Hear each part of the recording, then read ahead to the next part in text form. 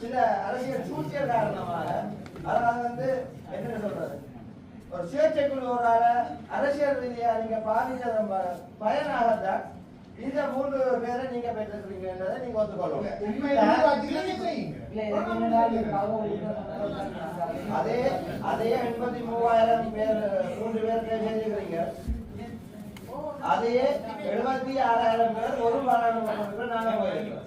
காரண வித்தியாசம் இல்லை. இந்த 3 பேர் பாராளுமன்ற தேர்தலில் அதிகூடிய வாக்களை பெற்ற உங்களால் அதே வாக்களை மீண்டும் பெற முடியாமல் தோல்வியடைய என்பது மக்கள் நல்ல விஷயம். கடந்த ஆண்டுகளில் மாநகர சபையை கைப்பற்றிய கட்சிகளின் பொழுது இங்க என்பிபிக்கு ஒரு சீட் கூட இல்ல. நாங்கள் இந்த முறை 10 சீட்டோட இருக்கிறோம். சரியா? இப்ப கலைச்சபடியை நான் விளக்கம் கொடுக்குறேன். உங்களை நான் கையாள கருத்த விரும்பல. அவர் தொடங்கினார். இந்த மாநகர சபையில வெற்றி பெற்ற அணியினுடைய சீட் என்றது 13 தான். நாங்கள் 10 தான் பெற்றிருந்தோம்.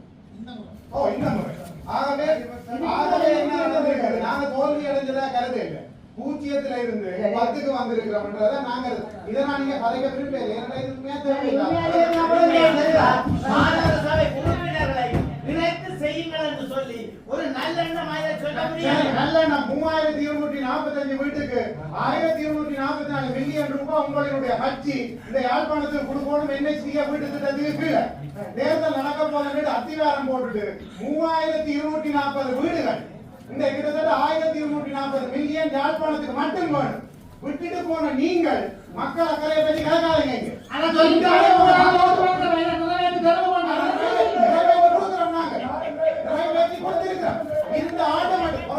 இந்த ஆண்டு மட்டும் 250 வீடுகளுக்கு 20 லட்சம் ரூபாய் கொடுத்திருக்கிறோம். 850 வீடுகளுக்கு 20 லட்சம் கொடுத்திருக்கிறோம். 250 வீட்டுக்கு 10 லட்சம் கொடுத்திருக்கிறோம். NHDA ஆல நிறுத்தப்பட்ட வீடுகளை கட்டுறதுக்காக காசு கொடுத்து கொண்டிருக்கிறோம். 2029 முதல் அத்தனை வீடுகளை கட்ட சொல்லி இருக்கிறோம். நாங்க போய் சொல்லி கௌரவ உறுப்பினர்களே நாங்கள் முடிவு கொண்டு செய்றீங்க கூட சார் கௌரவ உறுப்பினர்களே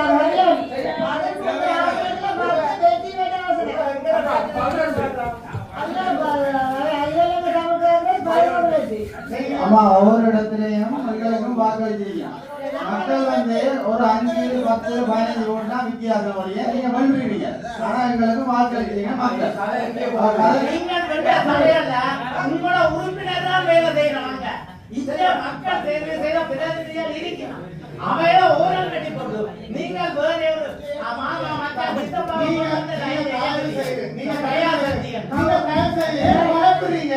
நீங்களே பயப்படுறீங்க. நீங்களே மக்கள் வாக்களிக்க பயப்படல. NPP வட்டாரம்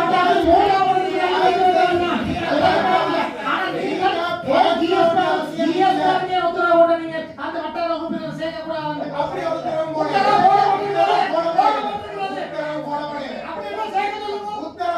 அதே நாம சொல்லணும். உத்தரவு போடுங்க. சேர்க்க சொல்லி நாம சொல்ல மாட்டோம். நீங்க பயப்பட வேணாம். 20 மில்லியன் இல்ல 141 மில்லியன் வேலை நிப்பாட்டப்பட்டது. ஏன்னா மாநகர சபை கடிதம் மூலம் தெரிவித்திருக்கிறீங்க. சமூக சக்திக்குள்ளார எல்லோரு திட்டங்களையும் அது சபைக்கு கொண்டு வந்தாங்க. 8 மில்லியனும் அப்படி இல்ல 141 மில்லியன்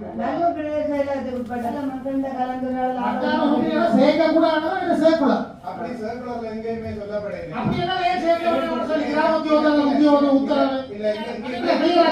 இங்க இருக்கிறீங்க வட்டார உறுப்பினர்கள் இருக்கிறீங்க சமூக சக்தியில. நானும் இங்கிதம் கருதி ஒன்றே ஒழுப்பி சொல்றேன். நான் 2 பேர் சொல்ல இல்ல பிரச்சனை இல்லை.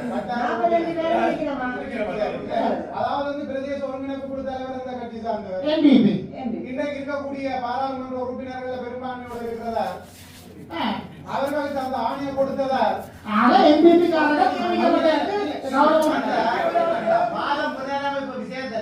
எங்களுடைய கௌரவ கடத்தொழில் நீரியல் வளங்கள் அமைச்சர் சந்திரசேகர் ஐயா அவர்களை என்ன கூறினார்?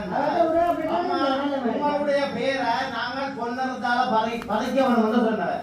ஏன் பதைக்க வேணும் என்றவர்? நீங்கள் உங்களோட இருக்கிற உறுப்பினர்கள் எல்லோரையும் சமமாக ஏற்று பயணிங்க சொன்னவர். சொன்னவரா இல்லையா? சொன்னவர். ஆனால் அப்படி சொன்ன ஒரு அமைச்சருடைய கட்சிக்கு இந்த வட்டாரங்கள்ல இருக்கிற உறுப்பினர்கள் இருக்கின்றார்கள். அவர்களை நாங்கள் தேர்தல் நடத்தி வட்டாரங்களுக்கு உறுப்பினர்களை தெரிவு செய்ததுக்கு கொள்கிறோம் என்பது தெரியுமா தெரியாதா? தெரியும். உறுப்பு வட்டாரங்களே பிரதிநிதிகள் இருக்கின்றார்கள் என்பது அவர்கள் நன்றாகவே தெரியும். அந்த பிரதிநிதிகளை ஓரம் கட்டிவிட்டு தங்களுக்கு விரும்பியவர்களையும் தங்களுடைய நேசமானவர்களையும் வட்டாரங்களிலே அடியில இருந்து தங்களுடைய கட்சியை வளர்த்தெடுப்பதற்காக அங்கே மக்களுடைய பிரதிநிதிகளை மட்டம் தட்டி அவர்களை செல்லா காசாக்கி அவர்களை ஒரு பாடசாலை சிறுவர்களாக கருதி கொண்டு தங்களுடைய ஆட்களை முயற்சிக்கின்றார்கள். இல்ல வட்டாரத்துக்கு மாநகர சபையின் வேற திட்டத்துல வேண்டாம். மத்திய நீங்க சொல்ற மாதிரி பள்ளிக்கூடம் கட்ட போயிட மட்டும் அது எங்களுக்கு பிரச்சனை இல்லை. அது ஒரு தகவல் மாநகர சபை எல்லைக்கு அடையாளப்படுத்துற மாநகர சபையின் காசை பயன்படுத்தக்கூடிய இடங்கள் இருக்குது. வாய்க்கால், வீதி அப்படியான விஷயங்களை அந்த மெம்பர்ஸ் தெரிஞ்சுட்டேன்னு சொன்னா படிவமைச்சு செஞ்சுட்டு போகலாம். அதாவது மாநகர சபை இல்லை என்று இல்லை, மாநகர சபையினுடைய அதிகார மாநகர சபை எல்லைக்குள்ளே என்று இல்லை.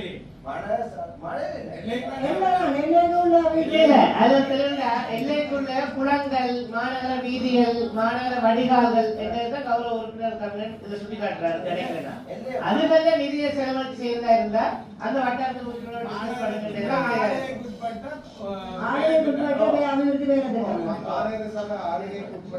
வேலையெல்லாம் செய்யறதுக்கு தான் சொல்றீங்க. இப்ப அப்படி ஒன்றை வந்து மத்திய அரசாங்கம் ஒரு செயற்திட்டத்துக்குள்ளாக கொண்டு வந்தா அதையும் செய்யலாது. அவைக்கு தெரிவிப்படுத்தி நாங்க கேட்டுக்கொள்கிறோம். மத்திய மாநகரத்துக்குள்ள இது நடக்கிற விஷயங்கள் அந்த வட்டாரத்து மெம்பர்களுக்கு ஒரு இன்ஃபர்மேஷன் கொடுக்கறதுல ஒரு விதமான நடக்கிற மாதிரி இருக்கேன் நினைக்கிறேன்.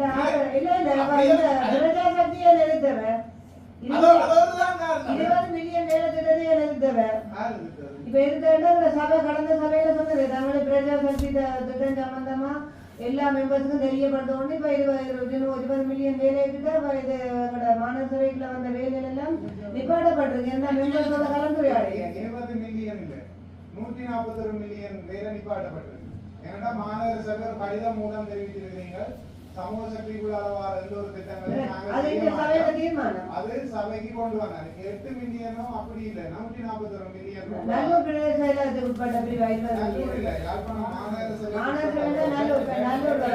யாழ்ப்பாண பிரதேச மட்டும்தான் சொல்லப்பட்டது. யாழ்ப்பாணத்துல 28 கிராம சேவையாளர் பிரிவும், நல்லூரில் நான் நினைக்கிறேன் கிட்டத்தட்ட 18 கிராம சேவையாளர் பிரிவும், 19 மாநகர சபைக்குள்ள வருது. ஆகவே மாநகர சபையில் எடுக்கப்பட்ட தீர்மானத்தின் பிரகாரம் அது வந்து கடிதம் மூலம் தெரியப்படுத்தப்பட்டிருக்கு. அதை வந்து செய்ய மாட்டோம். ஆகையினால மொத்தமா 386 மில்லியனுக்கு வந்ததுல கிட்டத்தட்ட 141 மில்லியனுக்கு மேல திரும்பி போகுது. ஆக 68 மில்லியன் தான் வேலைதான் இப்ப செய்யப்பட போகுது. அந்த வட்டார உறுப்பினர்களை தொடர்பு கொண்டீங்களா இல்ல மக்களிட கலந்துரையாடல் அப்படி சர்க்குலர்ல எங்கேயுமே சொல்லப்படவில்லை.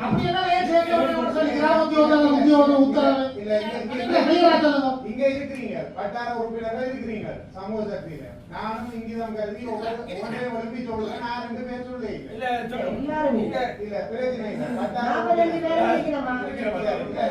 பேரும் இல்ல. மற்றது ஒன்று இருக்குது. இது மத்திய அரசாங்கத்தினுடைய ஒரு செயற்திட்டம். கமனிக்குமா வந்தது, திவினகுமா வந்தது, சமுத்தி வந்தது, அத மாதிரியான ஒரு செயற்திட்டம். அந்த அதுக்கும் இங்க இருக்கக்கூடிய உள்ளூராட்சியினுடைய இந்த செயற்திட்டங்களுக்கும் இடையில எந்த விதமான சம்பந்தங்களும் இருக்கே இல்லை. அதோட நீங்க குறிக்கப்பட்ட ஒரு கட்சியின் உறுப்பினர்கள் மட்டும் அங்க பிரசன்னமாகி அங்க அந்த அபிவிருத்தி வேலையில செய்யறதா அவங்களுக்காக அப்படி இல்லை. அப்படி யாருமே சொல்ல இல்லையே. அரசாங்கத்தின் மத்திய அரசாங்கத்தின் திட்டத்தை நாங்க எதிர்க்க இல்ல. குறிக்கப்பட்ட ஒரு கட்சி சார்ந்த உறுப்பினர்கள் மட்டும் அங்க பிரசன்னமாகி அங்க உள்ள தங்களோட வேலை திட்டங்களை அபிவிருத்தியில முன்னெடுக்கிற மண்டலத்துலதான் நாங்கள் அந்த கடந்த அந்த தலைவர்கள் அந்த குழுக்களின் தலைவர்களை நியமிக்கிற பொறுப்பு வந்து அந்த பிரதேச ஒருங்கிணைப்பு குழு தலைவரினுடையதா இருந்தது. அதன் அடிப்படையில் தலைவர்கள் நியமிக்கப்பட்டிருக்கிறார். மற்றபடி அதில் ஒரு அதாவது வந்து பிரதேச ஒருங்கிணைப்பு குழு தலைவர் இந்த கட்சி சார்ந்தவர். இன்றைக்கு இருக்கக்கூடிய பாராளுமன்ற உறுப்பினர்கள் பெரும்பான்மையோடு இருக்கிறதா? அவர்களுக்கு அந்த ஆணையை கொடுத்ததா? எம்பிபி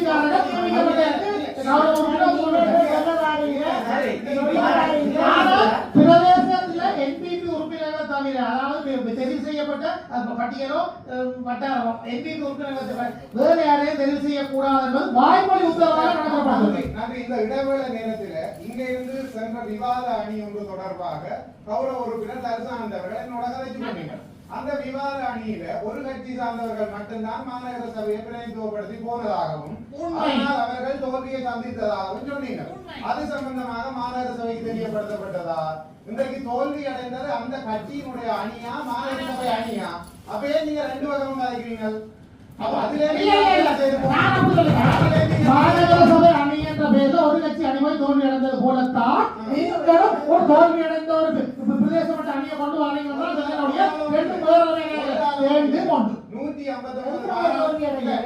159 பாராளுமன்ற உறுப்பினர்கள் வழங்கப்பட்டிருக்கிறார்கள். 3 பாராளுமன்ற உறுப்பினர்கள் அதிலும் குறிப்பாக அதிகமான பாராளுமன்ற உறுப்பினர்கள் எங்கள கட்சிக்கு வழங்கப்பட்டிருக்கிறார்கள். ஆகவே வழங்கப்பட்ட மக்களுக்கு சேவை செய்ய வேண்டிய பொறுப்பு ஒரு பாராளுமன்ற மட்டத்திலே எங்களுக்கு இருக்கு.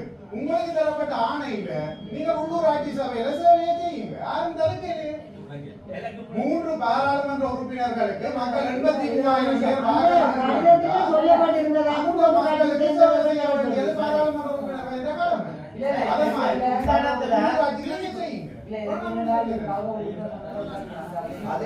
அதே 83,000 பேர் 3 பேர் கேட்கிறீங்க.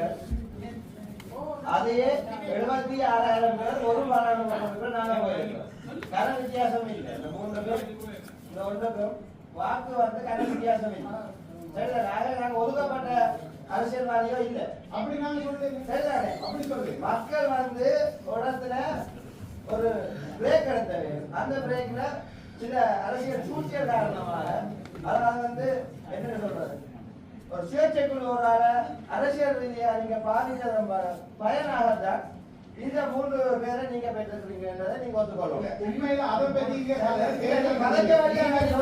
தேர்தல் திணைக்களத்தோட இந்த தேர்வு முறை அதெல்லாம் கிடைக்கிறது. நீங்க இந்த 83,000 என்னதுக்கும் எங்களை 76,000 கர வித்தியாசம் இல்லை. அது வந்து கருத்து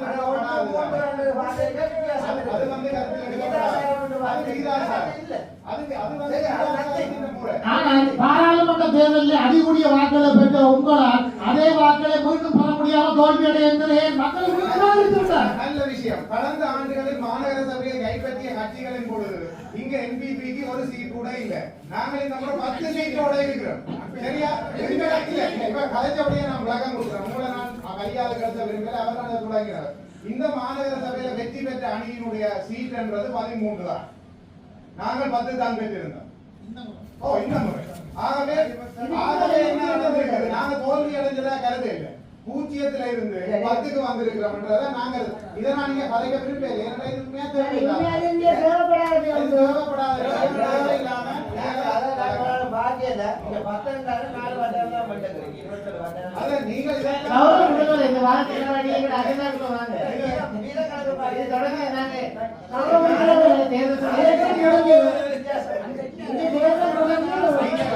சொல்றது சரி. ஆனா விகிதாச்சார முறைப்படி இப்படிதான் எங்களுக்கு மாநகர சபை மொத்தம் உங்களுக்கு வாக்களிக்க. சரிதானே? இன்னொரு வட்டாரத்தை நீங்க ஆனா 4 வட்டாரம் பண்றதை வச்சு கொண்டு விகிதாச்சாரம் போடுறது அதை வச்சு கொண்டு தீர்மானிக்கிறேன்.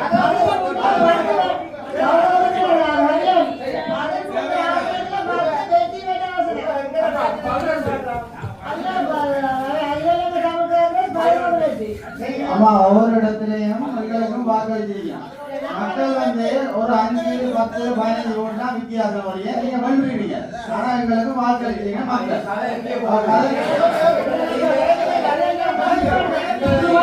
ஒரு வாக்கிலே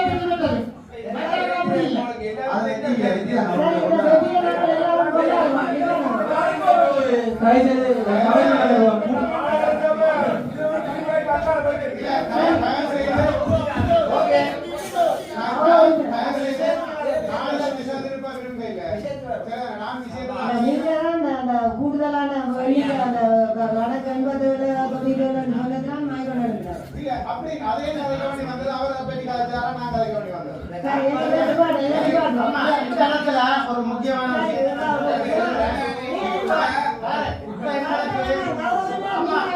இல்ல எத்தனை வாக்கியம் வேண்டாது, எத்தனை ஆசனம் கிடைக்கிறது எங்களுக்கு பிரச்சனை இல்ல. அந்தந்த வட்டாரங்களில் இருக்கிற உறுப்பினர்களை மக்களால தெரிவு செய்யப்பட்ட பிரதிநிதிகளை இணைச்சு வேலை செய்யமாட்டதான் பிரச்சனை.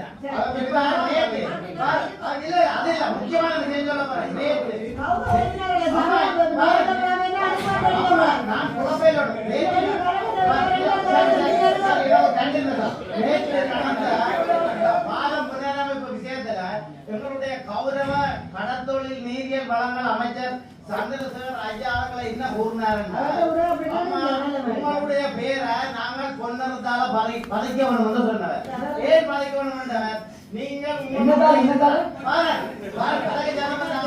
உங்களோட இருக்கிற உறுப்பினர்கள் எல்லோரையும் சமமாக ஏற்று பயணிங்கொண்டா சொன்னவர்.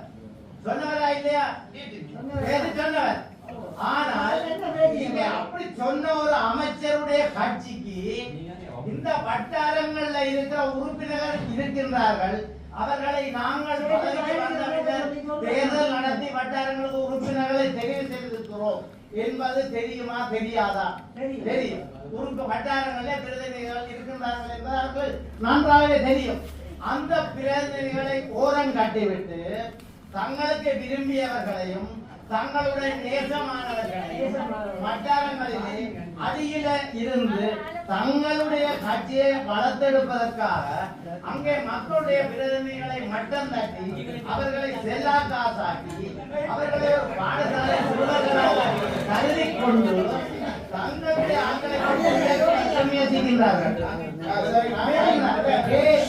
கூறிய அமைச்சர் சந்திரசேகர் அங்கே சொல்லுவது பொய்யா? என்ன சொன்னவர்?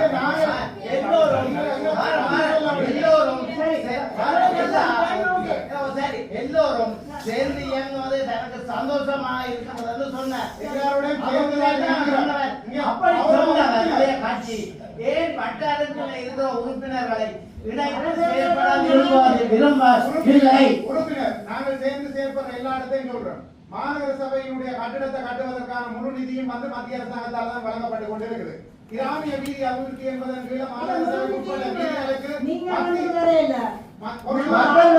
மக்கள் வழிபடும் ஆரம்பத்தில் நாங்க எடுத்த நிதியை இப்ப அந்த முடிவு பார்த்து தான் நீங்க இப்ப எங்களை செய்வாங்க. நாங்கள் வந்து மத்திய அரசாங்க நிதியா இருக்கலாம், அது நாங்கள் பண்ண அப்படி இல்லை. இப்போ ஒன்றும் கட்டி போயிடல. மீதி கட்டிடத்தை வந்து மாநகர சபை தன்னை நிதியில கட்டி முடிக்கலாம். மாநகர நிதி என்று சொல்லி இல்ல, மாநகர சபை உங்களுக்கு கிடைக்கிற வரி பணத்துல நீங்க கட்டி முடிக்க கட்டடத்தை முடிக்கலாம். அப்படியான சொன்னால் எங்கட வாங்க பயனட்டு வீர கற்பேரியை திருப்பி எங்கட சபையை திருப்பி அனுப்புங்க. நான் முழுவதை கட்டுறோம். கற்பேரி என்றது என்னன்னு சொல்லுவா முதலாவது? கற்பேரி என்றது என்ன? 60% சம்பளம் NPP கைப்பற்றின சபைகளையும் அவர்களாம் கொடுத்து கொண்டிருக்கிறார்கள். தனியா ஏனைய கட்சிகளை சபைகளை மட்டும் கொடுக்க சொல்லலையே.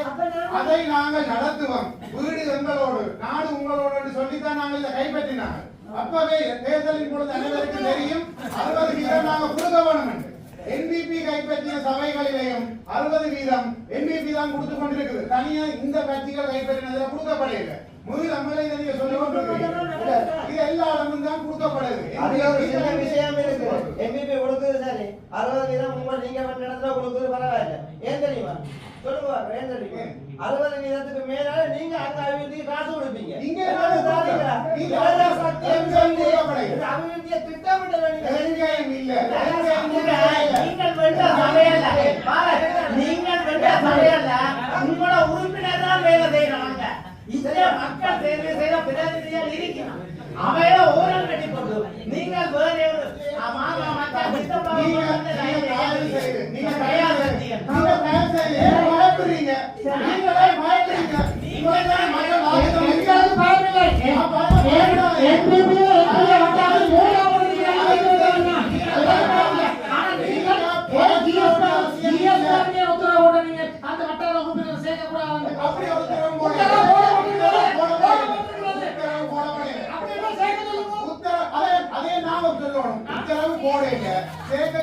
சொல்ல மாட்டோம். நீங்க பயப்பட வேணாம்.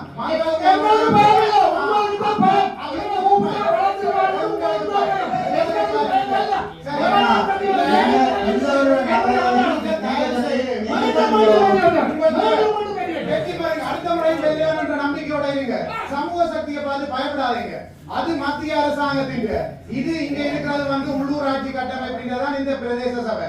உங்களை உட்பட்ட இந்த காக்கலி எரிகிறத நிப்பாட்டுறதுக்கு நாங்க முதல் முயற்சி செய்வோம். நீங்க மத்திய அரசாங்கத்தின் நிதிய மத்திய அரசாங்கத்தில் உள்ள முக்கிய அதிகாரிகளை வந்து நேரில் இறங்கி செய்தோம்னா நீங்கள் அந்த வட்டார மெம்பர்ஸும் நீங்கள் ஒரு தினம் அந்த வட்டாரங்கள் இறங்காம எங்களை வந்து வேலை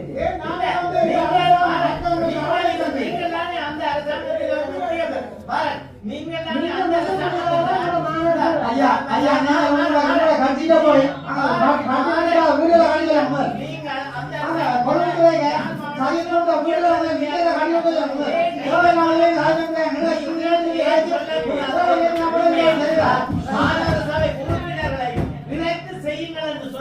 ஒரு நல்லெண்ணம் சொல்ல முடியாது. நல்லெண்ணம் 3245 வீட்டுக்கு 1244 மில்லியன் ரூபாய் உங்களுடைய கட்சி இந்த யாழ்ப்பாணத்துக்கு கொடுக்கணும். NHDA வீட்டு திட்டத்துக்கு கீழே தேர்தல் நடக்க போது அத்திவாரம் போட்டுட்டு 3240 வீடுகள் இந்த கிட்டத்தட்ட 1240 மில்லியன் யாழ்ப்பாணத்துக்கு மட்டும் வேணும். விட்டுட்டு போன நீங்கள் மக்கள் அக்கறையை பற்றி கேட்காதீங்க.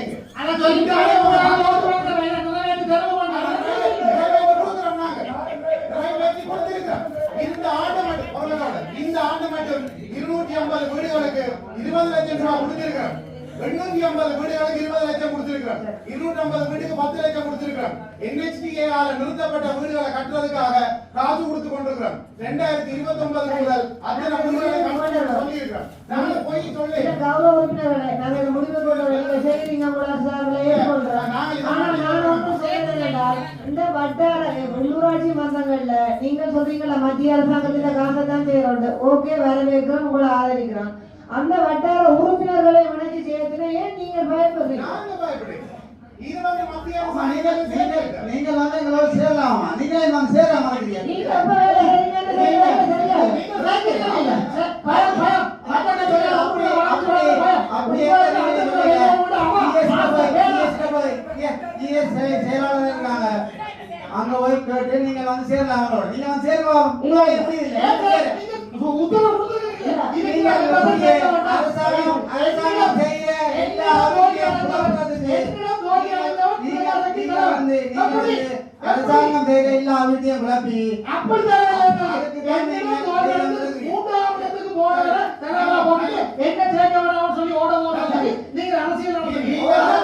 அரசாங்கம் ஒரு திட்டங்களை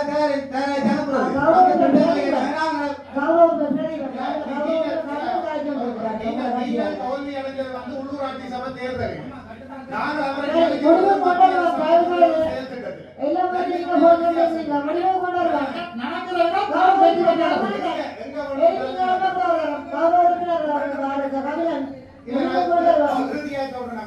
நீங்கள் வந்து இணைஞ்சு கொள்றதுக்கு எந்த விதமான தடையும்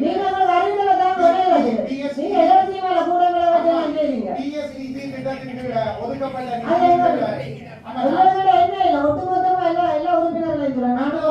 நான் வந்து கேட்கிறேன், இந்த உள்ளூராட்சி கொடுக்கப்பட்ட அதிகாரங்களுக்குள்ள நாங்கள் எல்லா வேலையும் செய்து முடிச்சுட்டோம்.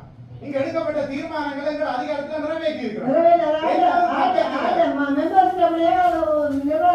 நிர்வாகத்தை சீர் செய்ய வேண்டியதுக்கு தான் இங்க நாங்க தலைமை ஒரு வகையான கையாளாகத்தான் தான் இதை நான் சொல்ல வேண்டாம் நினைக்கிறேன். அந்த நிர்வாகத்தை சரியாக நடைமுறைப்படுத்த முடியல என்று சொல்லி சொன்னார். அது எங்களுடைய ஒரு கையாளாகத்தனம். ஏற்கனவே இருந்த எத்தனையோ மேயர்ஸ் இருந்தவே எத்தனையோ நிர்வாகம் இருந்து சரியான முறையில நிர்வாகத்தை நீங்க அவர்கள் அரசாங்கத்தை போகல இருந்து வேலை செய்தார்கள். அந்தபடி எண்ணிப்பதான் நாங்கள் ஒரு வருஷம் அவையோட கொஞ்சம் நிதியால தட்டி எடுத்து ஒதுக்கி கொண்டு வாரோம். இல்லையாண்டு இல்லை செய்யணும் தான் வாரோம். நாங்களம்மா இந்த நிர்வாகத்தை உங்களுக்கு நாங்க ஒரு மரியாதை இருக்க போமா. நீங்க சொல்ற விடயம் என்ன சொல்லுவாங்க, மத்திய அரசாங்கத்தால வர காசை நாங்க மத்திய அரசாங்கத்துல அந்த ஆளுங்கட்சியான நாங்கெல்லாம் செய்வோம். நீங்க ஒரு தடவை தர வேண்டாம் வேண்டாம் நாங்கள் ஆளுங்க செய்வோம். என்ன பிரச்சனைடாமா மத்திய அரசாங்கத்தினால ஒரு திட்டம் கட்டுறதுக்கு காணியை தாங்கன்னு சொல்லி சொன்னால் இது மாநகர சபையின் காணி. இந்த காணியை அங்க கொடுத்து மத்திக்கு எல்லாத்தையும் கொடுக்குறதா எல்லா விடயங்களையும் நீங்க பேசுறீங்க. ஆனா மத்திய அரசாங்கம் அதே தன்மையோட மக்களுக்கு தான் சேவை செய்யணும் என்று கொண்டு வந்தால் அதுக்குள்ளேயே எங்களை விடுறீங்க இல்லைன்னு சொல்றீங்க. ஒன்றுக்கு ஒன்று சில காணிகளை தெரியல அந்த பசுமையால் அழிஞ்சிடும். கச்சேரி காணி இருக்குல்ல ஓட்பா காணி அதை கூட பசுமையா அழிஞ்சிடும். என்னோட நாங்கள் சொல்றோம் அம்மா இந்த மத்திய அரசாங்கம் ஒரு நடைமுறை சாத்தியமானதான் நாங்கள் அந்த வேலையை செய்யறதுக்கு நீங்கள் அதை பசுமை அதை நான் இப்ப கதைக்கவே இல்லை. ஏன்னா அதுல நீங்கள் 3 மில்லியன் ரூபாய் செலவழித்து இந்த மாநகர சபையாக அத்திவாரம் போட்டதும் எங்களுக்கு தெரியும். ஆனால் நாங்கள் அதுல கட்ட தொடங்கிதான் தெரியும். அதை நான் கதைக்க மாட்டேன். ஏன்னா கோட்ஸ்ல இருக்கிற ஒரு விஷயத்தை நாங்கள் கதைக்க விரும்பலாமா நீங்க தொடங்கினபடியே சொன்னாங்க. ஆனா ஒன்று நாங்கள் திருப்பி சொல்லிக் கொண்டிருக்கிற ஒரு விஷயம் என்னன்னு சொல்லி சொன்னா, இது மத்திய அரசாங்கத்தினால செய்யப்பட்ட ஒரு செயற்திட்டம். மத்திய அரசாங்கத்தினால நாங்கள் டிட்வா புயல் வந்த பிறகு அதுக்கு ரோட் திருத்தறதுக்கு காசு தந்தாங்க. அந்த காசு வந்து மக்களுக்காக வழங்கப்படும். அதை நீங்க பயன்படுத்துறீங்க, அதை நாங்க வரவேற்கிறோம். PSDG கீழே வர நிதி ஒதுக்கத்துக்கு கீழே தான் பல வீதிகள் செய்யப்படுது. அதை பயன்படுத்துறீங்க, அதை நாங்க வரவேற்கிறோம். அது வரி பணம் நாங்க எந்த பொக்கெட்ல எடுத்து தர மாட்டோம், எங்கேயுமே சொல்லல. அவ்வளவுக்கு எங்களோட கட்சி எங்களோட பொக்கெட்டை நிரப்பவும் இல்லை கலையாக்கள் மாதிரி. அது மட்டும் இல்லாம இப்போ நாங்க சொல்றோம், கிராமிய வீதி அபிவிருத்தி என்றதன் கீழே நெடுஞ்சாலைகள் அமைச்சின் கீழே ரோட்டை தாரம். அந்த ரோட்டை நீங்கள் ஏற்றுக்கொள்றீங்க, போடுறீங்க, நீங்க ரோட்டுகள் முன்மொழியப்படுது, வேற இது செய்யறீங்க. அதை நாங்கள் இல்லை என்று சொல்லுங்க. அத மாதிரி தான் சமூக சக்தியை கொண்டு வந்தாங்க இந்த மக்களின் பிரச்சனையை தீர்க்கிறதுக்காக ஒரு மத்திய அரசாங்கத்தை வரவேற்கிறோம். மறுக்கையில அந்த சமூக சக்தியோ பிரஜாசக்தியோ தொடர்ச்சியா அந்த சக்தியோட தங்களையும் ஒவ்வொரு வட்டார அட்லீஸ்ட் அந்த வட்டாரத்துல 27 வட்டாரத்துல 27 ஒரு எலெக்டடான மெம்பர் இருக்காங்க. அவங்க தங்களையாவது நீங்க உங்களோட பாட்டில உங்களுக்கு தரப்பட்ட அதிகாரத்துக்கு உட்பட்டு வேலை செய்ய முடியும் தானே. அப்படி மக்கள்கிட்ட அறிவித்தல் அரசாங்கத்தால மத்திய அரசாங்கத்தால வர இந்த மக்கள் வரிப்பணத்துல வர காசு ஒத்து கட்சி சார்ந்த நாங்கள்லாம் செய்வோம்.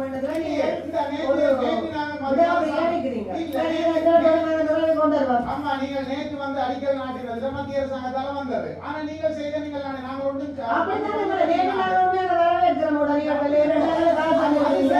அது சரி.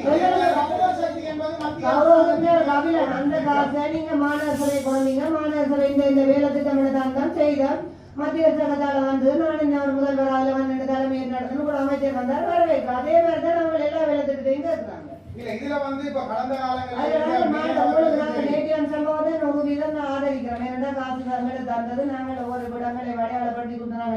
இந்த வீதியில் அவசரம் செய்ய வேண்டிய காலங்கள் 100% மத்திய அரசாங்கத்துக்கு அந்த காசு கடந்த காலங்களில் நடந்திருக்கு.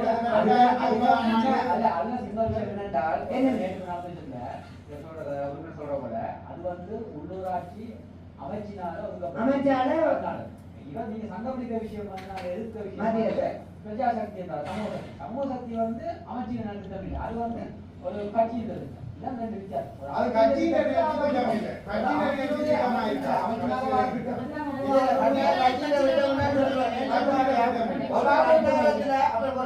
ஒரு வட்டாரத்துல ஒரு வட்டார மெம்பரை பிரதிநிதித்துவப்படுத்தாம இன்னொரு இடத்துல இருக்கிற ஒருத்தரை ஈஎஸ்க்கு மேலால அதுக்கு தலைவரா கொண்டு வந்து போட்டு அந்த சிவில் சொசைட்டி எல்லாத்தையும் ஒன்றா கூட்டி அதுக்கு ஒரு மீட்டிங் போட்டு இடங்களை பார்த்து இந்த வேலை செய்வோம் அந்த வேலை செய்வோம் இந்த வேலை எல்லாரும் கூட்டி கொண்டு இருந்துச்சா ஒரு மெம்பருக்கே தெரியாது என்ன நடக்குது. அப்படி வேலை திட்டம் எடுத்தா எந்த அதிகாரத்துல அவர் வந்து கவிஞர் நீங்கள் சொல்ல விரும்பல. உங்களுக்கு சட்ட திட்டங்கள் சொல்ல தேவையில்லை. நீங்க கூட்டி கொண்டு போய் வட்டாரத்துல இந்த வேலையெல்லாம் செய்யுங்க. அந்த வட்டாரத்துல ஒரு விண்மண்ட மெம்பர் இருக்கிறான். நீங்க ஒரு வேலையை அபிவிருத்தி செய்யறதுல நிறைய மெம்பர்ஸ் சட்டம் போடாம நீங்க ஒரு வேலை செய்யுது.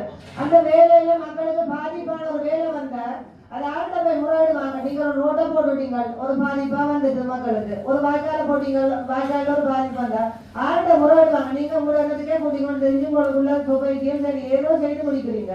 அந்த வட்டார மெம்பர் அதோட சாதாவாதத்தை சொல்லுவான். ஒழுங்க இளவாதத்தில் உள்ள சாதாவாதத்தை சொல்லுவான். அந்த வட்டாரத்தை நான் அடைஞ்சவன். அவனுக்கு மக்கள் ஓட் பண்ணி அனுப்பினவே அந்த வட்டாரத்துல நான் என்ன பக்கத்துல நான் இந்த வட்டாரத்துல சகல வேலை திட்டமும் நன்கு அறிஞ்சான் நான்.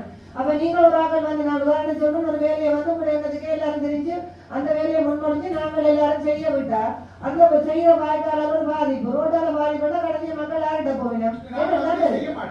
அதனாலதானே இப்ப மாநகர சபைக்கு வந்த நிதியை வந்த 141 திட்டங்கள்ல நாங்கள் உண்மையாக திருப்பி தான் போயிருக்கிறதே ஒழிய நாங்கள் வலிந்து அந்த கால்வாய்களை அமைக்க வேணுமெண்டோ குளங்களை புனரமைக்க வேணுமெண்டோ முடிவெடுக்கல. ஏனென்றால் மாநகர சபையின் அதிகாரத்துக்கு உட்பட்டது. நாங்கள் இப்ப வலிஞ்சு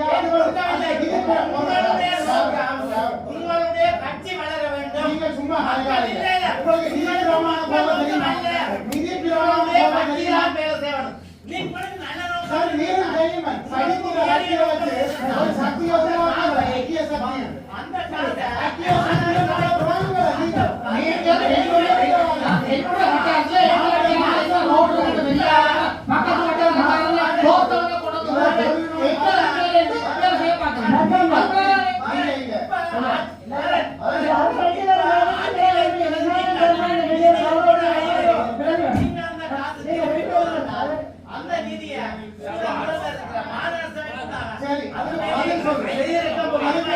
அதுக்கு பதில் சொல்றேன் ஐயா. பதில் வேண்டாம். கேள்வி மட்டும் தான் வேணும்.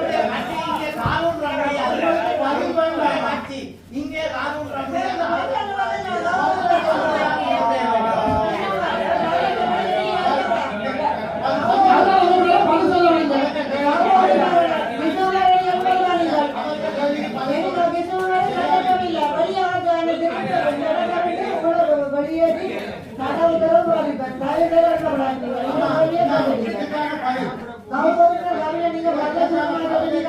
பதில் சொல்றேன்.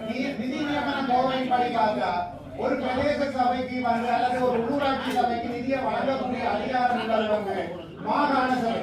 மாகாண சபை ஊடாகத்தான் குறித்தொடுக்கப்பட்ட நிதியின் ஊடாக நிதி வழங்க முடியும்.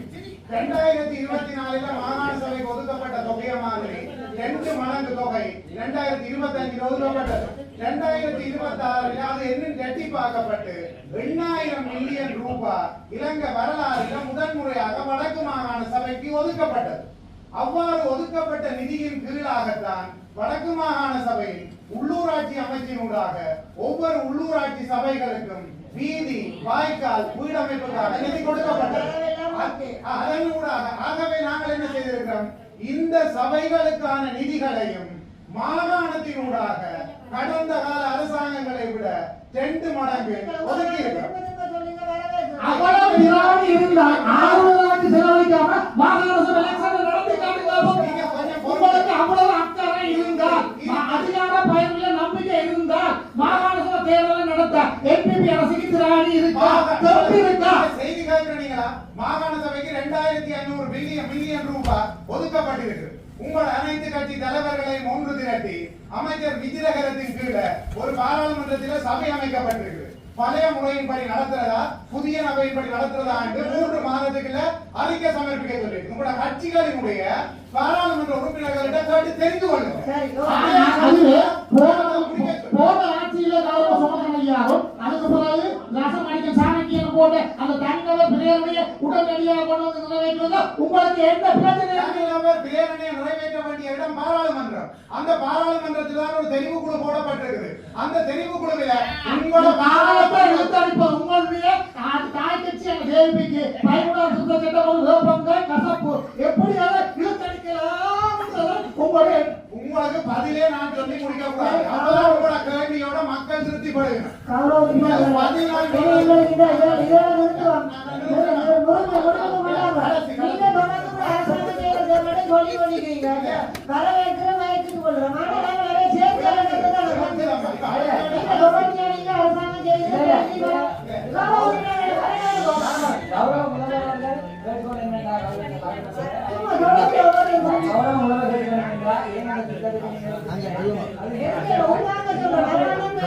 நீங்க என்ன சொன்னா கடந்த காலத்துல கௌரவ உறுப்பினர் 25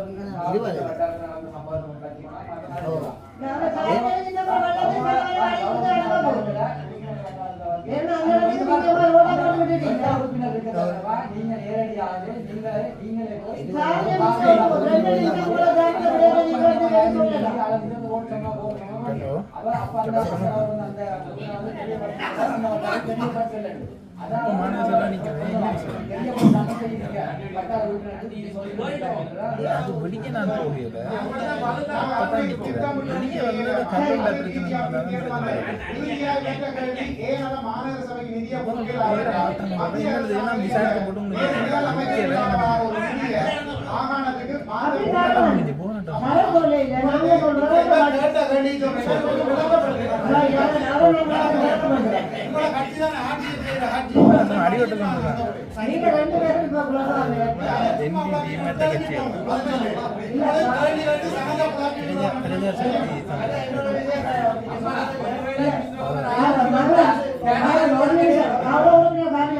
நீங்க சொல்றீங்க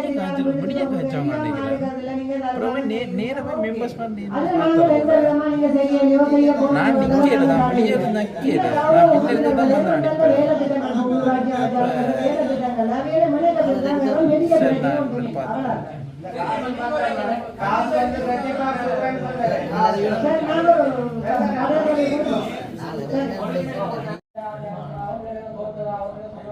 அந்த கிளியராகவே டவுன்லோட் நீங்க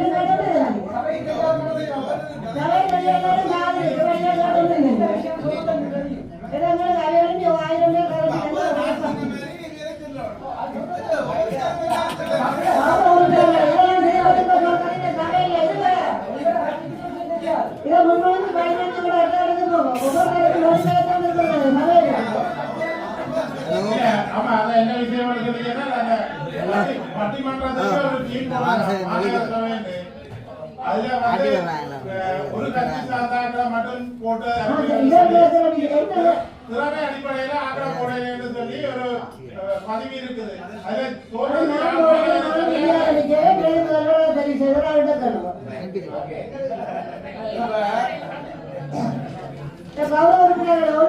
இது முடிய ஏற்கிறீங்களா இந்த தீர்மானத்துல வந்து தேசிய மக்கள் சக்தியில 10 பேரும் இருக்கிறோம். இப்ப அந்த எல்லா திட்டங்களும் வந்து அங்க இருக்கு சொல்லப்பட்டுதான். சரி, தேசிய மக்கள் சக்தி 10 பேர் அதை எதுக்குன்னா மிச்சம் கவர்மெண்டாவே எடுக்கணும். இல்ல வட்டார உறுப்பினர்களை நினைக்கிறது வேலைக்கு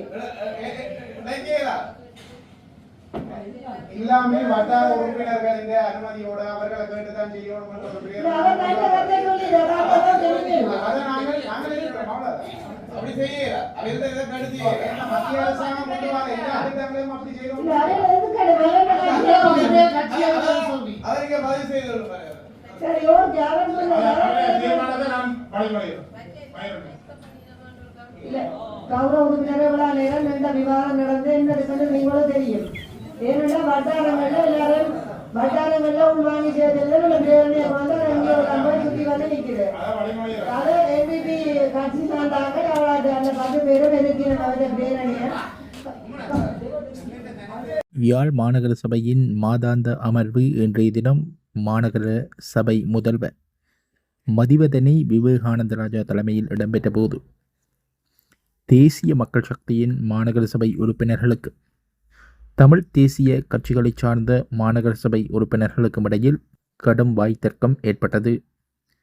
இதனால் மாநகர சபை அமர்வில் அமைதியின்மை ஏற்பட்டது.